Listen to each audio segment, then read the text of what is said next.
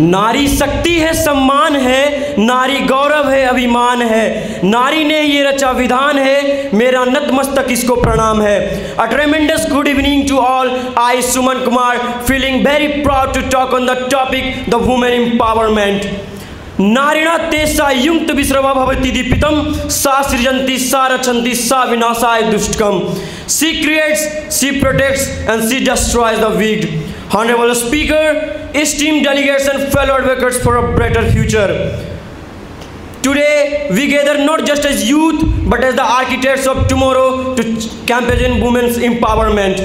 We forgive policies and forgive futures that ensures every girl and every woman has the power to define our own destiny. नारी सशक्तिकरण केवल एक विचार नहीं बल्कि एक क्रांति है जो समाज में महिलाओं को समानता, स्वतंत्रता और आत्मनिर्भर बनाती है, अपने लिए आगे बढ़कर कुछ करना सिखाती है, जीवन की राहों पर अपने पैरों पर खड़े होने का जरिया दिखलाती है। इसलिए नारी शक्ति बुलंद आवाज के साथ हमेशा आगे बढ़ती हुई नजर आती है। हमने हमेशा स्त्री को सर्वोपरि माना है क्योंकि हम उस कर्मभूमि से आते हैं जहां स्त्री की इज्जत बचाने के लिए महाभारत और रामायण जैसा महायुद्ध हुआ।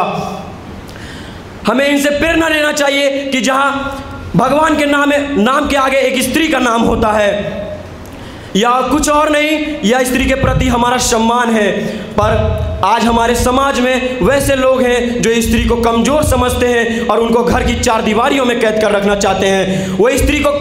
वे स्त्री के साथ कंधे से कंधे मिलाकर चलने में गलीन महसूस करते हैं। मैं उन्हीं पुरुषों को निशाना बनाते हुए अपने कुछ शब्द कहना चाहूँगा जो स्त्री को कमज़ोर समझते हैं और उनके साथ चलने में गलीन महसूस करते हैं कि कमज़ोर समझ बैठे तुम उन्हें, तुम्हारी सोच पर उन्हें हंसी आती है, कि कमज़ोर समझ बैठे तुम उन्हें, तुम्हारी सोच पर उनको हंसी आती है कि तुम उस औरत के ही गर्भ से जने हो जिसके साथ चलने में तुम्हारे अहम को शर्म आती है। In Bharat, despite of continuous efforts in the field of women's safety, women are threatened by various acts like fetishides, domestic violence, gang rapes, forced prostitution, blackmailing at work place. लोग माँ का प्यार और बहन का दुलार जरूर चाहते हैं पर वहीं वे बेटियां ही नहीं चाहते हैं, क्योंकि आज भी समाज का यही मानसिकता बनी हुई है कि बेटियां उनके लिए बोझ है, कि बेटियों को गैर कहने वालों ने उनको गोद में उठाया ना होगा, कि बेटियों को गैर कहने वालों ने उनको गोद में उठाया ना होगा, उनको प्यार न देने वालों ने ममता को भी समझ ना पाया होगा।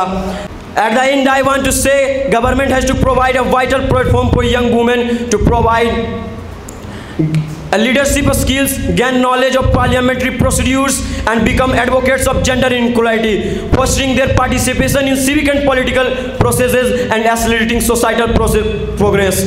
मैं अपने शब्दों को कविता की पंक्तियों के द्वारा विराम देना चाहूँगा कि नारी तुम हो जगत जननी, तुम ममता मई दानी हो, तुम प्रगति हर क्षेत्र की, तुम नहीं तुम सा कोई सानी हो, श्वास दिया अपने उर से तुम बाल उपवन की माली हो, इतिहास पटा तेरी महिमा से तुम अद्भुत गौरवशाली हो, वाग देवी महिषासुर मर्दनी तुम आदि शक्ति अभिमानी हो, आदिकाल से वर्तमान तक विजय परचम की अधिकारी हो, धन्य धरा हुई तुम्हें अवतरित कर, धन्य धरा हुई तुम्हें अवतरित कर, तुम दुख सुख की सहभागी हो, नारी तुम हो जगत जननी, तुम सर्वविजेता कभी नहारी हो। जय हिंद, जय भारत, जय नारी शक्ति।